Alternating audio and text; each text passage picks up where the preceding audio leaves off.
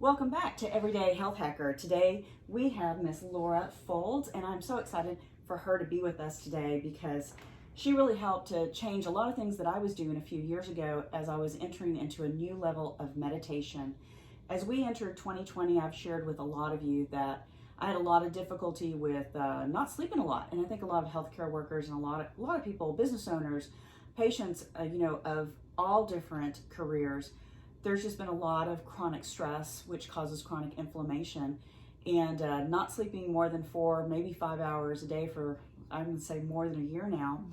I have been able to utilize these meditations that has increased my ability to be that, I'm going to say, Olympic athlete, because at 7:30, I need to be up and going, and then at 5:30, I also need to be up and going for that same level, and I want to deliver that, and I want to thank you because that meditation has really helped my sleep habits, and I wanted you to share a little bit about yourself, your education, what brought you into this whole format of taking care of your whole self and self-care. Yeah, sure. Thank you for the opportunity, and I'm so glad that it's been beneficial for you. So I'm a licensed psychotherapist. This is I've been practicing for 10 years. This is my 8th year actually in private practice, and I take a whole person, holistic approach. So because of my background in systems, I look at all of the systems that are interplaying. So what's going on in your mind, what's going on in your body, in your relationships, and how it all comes together, not only to create a story of dis-ease in some way, however that's expressing in your body or your mind, but also how all of these systems can play together to create a story of health and of thriving. And so I'm a firm believer that self-care is healthcare. So taking care of yourself first, you know that is your healthcare. And whether you're in mental health like I am or physical health, the mind body is one complex system. And so I really believe that mental health care is the same thing as physical health care. And so in managing the mind, we talk a lot about managing the breath, or I do. I teach mindfulness meditation, and I've been doing that for years now. I also teach a class, mindfulness-based stress reduction, but it is focused on basically mindfulness meditation for managing stress and, like you're speaking about, chronic inflammation in the physical body. Yeah, absolutely. So one of the things that I love is that when I'm talking with patients who are, as everyone knows, I suffer from rheumatoid arthritis.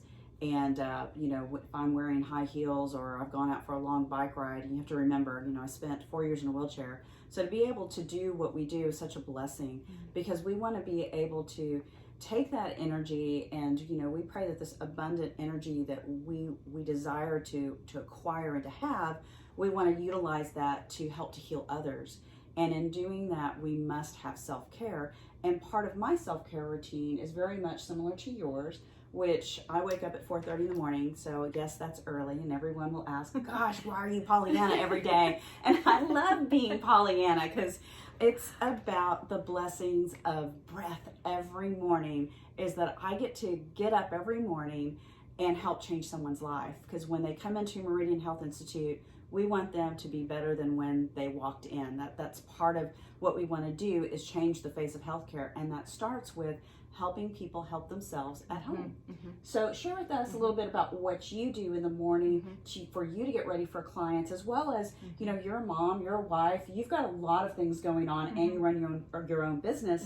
So share with us how you balance it all. Right. Well, it's kind of like what you're saying. I balance it all by making sure that I set aside time for myself. And even if it's just 5 minutes at a time, I'm a big fan of timers. And so setting 5 minutes on my iPhone of an alarm where I sit down, close my eyes, and just breathe. Sometimes it's just, where is my breath? Am I breathing at all? A lot of times we're holding our breath throughout the day, especially if we're in, stressful situations, or we're in a healthcare field, so we're helping others manage their stress and their, we're walking with them through their suffering. We're holding space for their healing, and we're a part of that journey, which is so lovely and so beautiful, but also it can take a toll. And so yes, I make sure that in the mornings I start my day off in quiet and silence, meditating, just seeing, where am I at? Where's my body at? What am I needing? And that comes down to also, what am I going to choose for breakfast? Do I feel like my body is needing some coffee, or is it better for my body to have a liter of water? I'm a big proponent of just start that day with water. So what you can do for your physical body, you're doing for your mind as well.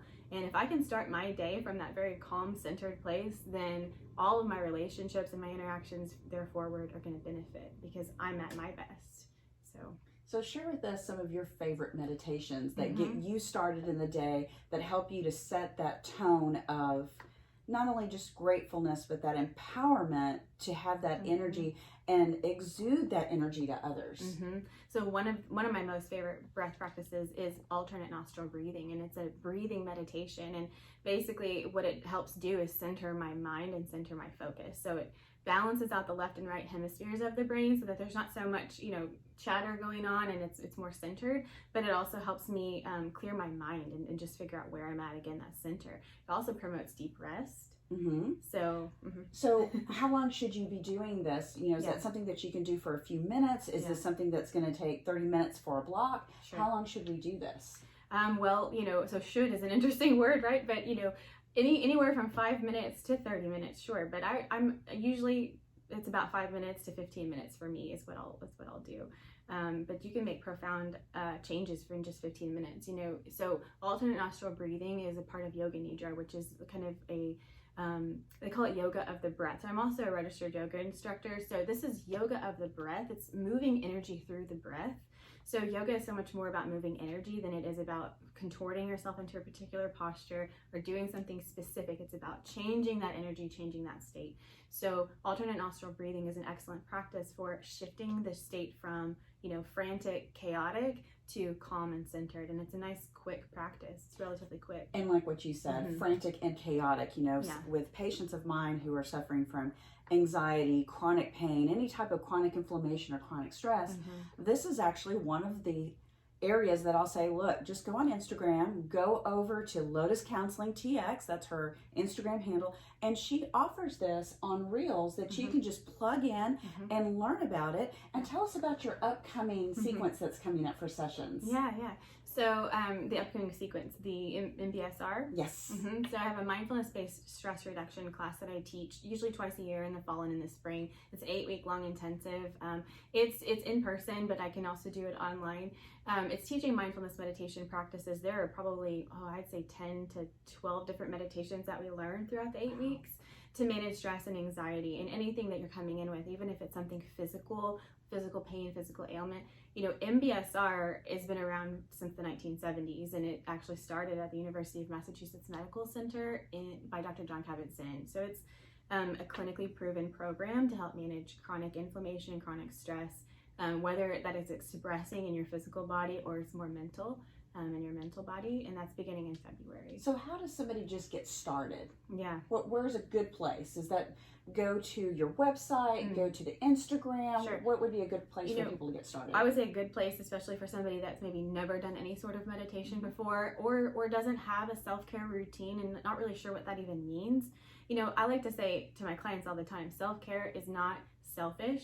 Self-care is about self-preservation. So it's really, you showing up as your best so that your relationships can thrive also.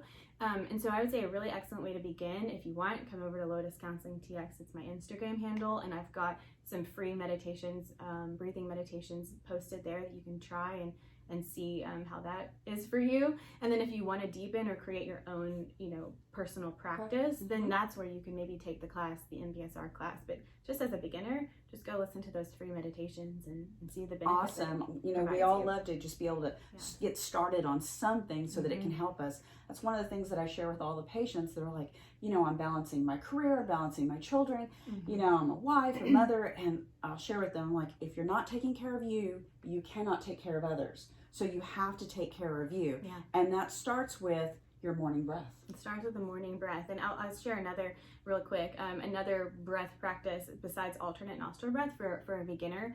It's called square breathing. So if you think about a square, it's 4 sides to a square, all equal sides. There's 4 parts to your breath. There's your inhale and your exhale. Everybody knows about that. But there's also a pause in between. There's a pause after the inhale and a pause after the exhale. So for square breathing, all you would do is you would inhale for 4 counts, so 4 sides of a square, hold the breath for 4 counts, exhale for 4 counts, hold the breath for 4 counts. And just practicing that for 1 minute, at a time. Square breathing is really excellent to kind of shift that. And that's very similar to what we use on our Apple Watches. It'll remind you to breathe. Exactly, it'll tell you. Yeah, and so this is a way that you can be proactive, right, and kind of, we all get to that place of burnout. It's very possible in the careers that we have to get to that place of compassion fatigue. And so really having a self-care practice is going to allow for you to begin to notice when you're coming to that place of you're getting to that place of burnout, so that you can course correct a lot faster rather than get to that place where you're so overwhelmed and now you can't show up at all, you know, or you're physically, sometimes like for me, it expresses physically in my body too, and I can't move, I can't, you know, get out of bed sometimes, or I suffer from migraines. And so I know when my body is at that place, I know that I've been kind of ignoring my own self-care. So. And hence, you know, we talked about migraines. That's why she's here at Meridian Health Institute. And I made her come on over because her breath techniques have really helped me to be able to take 4 and 5 hours of sleep every night and really get through 2020. So I thank you from the bottom of my heart, because it's also pushed me to that next level of meditation, which I'm very fortunate that I get to call her and say, you know, what about this? What about that? And she's like, that's great. So share with us some of the apps that you recommend for your patients to just get inside and just be able to take care of a few minutes on that busy lifestyle one more time. Yeah, there's a couple of apps. One is called Insight Timer. That's more for if you're already meditating and you already have a practice. That's a really nice one. I mean, I can't tell you, there's countless meditations on there, and they also have courses, Insight Timer. But Headspace is a really great, I believe it's called Calm app. It's got a nice little bubble that will breathe with you and show you how to inhale and then exhale with the bubble. So those are some really great apps. Oh, this I think Smiling Mind too. Sorry, Smiling Minds. I like the name of that.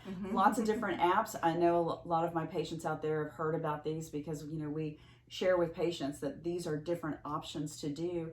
And also, you know, take a look at lotuscounselingtx.com. And if you have any questions, I want you to reach out to Everyday Health Hacker, info@Everyday Health Hacker. And, you know, we would love for you to subscribe on your favorite podcast or your favorite Apple podcast as well, platform, all those platforms. So thanks again, Laura, for being here today. That's Laura Foulds. And let's just give her a big Meridian Health Institute applause. Thank you, everyone, for being here. And any last words here, Laura? Just, you know, take care of yourselves. This is the year to really put it into practice. You know, if you've been wondering kind of on the fence about what is self-care, should I do something for myself? Should I do something different about my routine? You know, this is the year to really stop asking that question and really do it. So that's right. Stop asking the question. just do it. All right. From all of us at Meridian Health Institute, Dr. Liza Leal, your Everyday Health Hacker. Have a blessed day.